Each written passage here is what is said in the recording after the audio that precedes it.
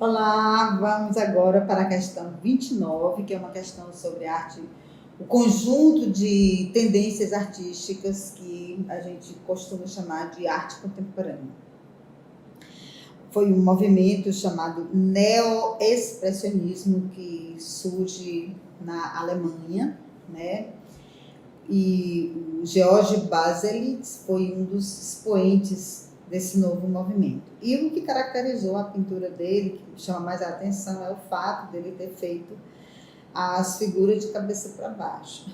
Há quem diga que ele desenhava as figuras normalmente e depois colocava de cabeça para baixo, mas isso nós nunca vamos saber ao certo, né? O fato é que nas exposições essas figuras eram de tamanhos enormes, né? São pinturas bem grandes, e elas são geralmente representadas de cabeça para baixo. Então, no texto 1, a gente vê uma dessas imagens, uma dessas pinturas, com essas figuras, que tem dois elementos interessantes na pintura dele.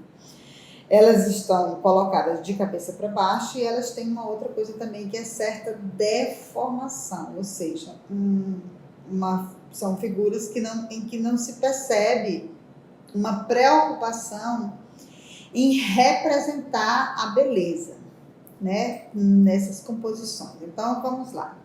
A partir de 1969, Georg Baselitz iniciou uma série de pinturas que acabou se tornando a marca registrada dele e demarcou definitivamente a carreira. O artista começou a representar figuras, nus e paisagens de cabeça para baixo com o intuito de mostrar o desprezo dele pelas convenções. É o melhor modo de libertar a representação do conteúdo.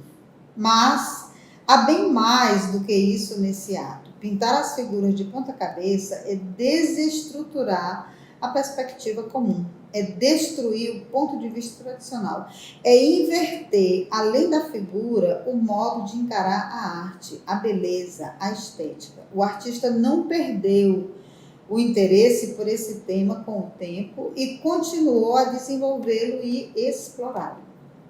O observador dessas obras precisa de concentração e tempo para absorver o máximo possível dessa forma de representação nada convencional. Para além de representar as figuras de ponta cabeça, a crítica situa Georg Baselitz como um artista neoexpressionista. Por que sua arte? Por que ele é considerado um artista neoexpressionista? Esse movimento neoexpressionismo é da década de 1980. Representa as imagens deformadas com valorização da pintura, apresenta as figuras vistas de duas perspectivas ao mesmo tempo, associa imagens inspiradas na realidade e no mundo onírico, associa a pintura a outras imagens não pictóricas ou usa combinações luminosas com cores fortes e primárias. Então, o que é que marca o neoexpressionismo? O neoexpressionismo, ele recebeu esse nome por dois motivos, né? Primeiro, porque há uma certa deformação das figuras e também porque faz a retomada dos elementos lá do expressionismo. E o que é mais interessante, o neoexpressionismo faz uma revalorização da pintura. O que isso significa, essa valorização da pintura ali na década de 1980, principalmente? A partir da década de 60 e década de 70 foram os períodos em que há uma quebra na arte tradicional com um experimentalismo que marcou a chamada arte conceitual, ou os movimentos de arte conceitual, com as instalações, videoinstalações, as performances, o ready-made e as várias propostas artísticas desse período que rompiam com a arte tradicional e, de certa forma, levou o mercado de arte a uma crise bastante complicada.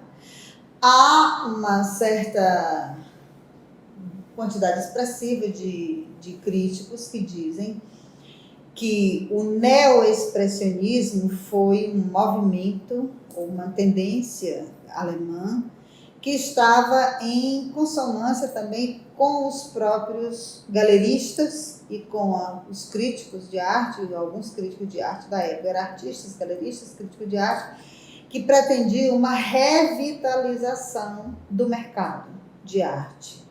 Então, há uma revalorização da pintura. Então, isso marca, o neoexpressionismo marca o retorno da pintura. E, a partir desse momento, há vários outros movimentos que são movimentos de pintura. Então, nós ficamos com a letra A, certo? Que é representa as imagens deformadas, que é exatamente o que traz essa ideia de expressionismo, certo? E traz essa valorização da pintura, que é onde está aí a letra A.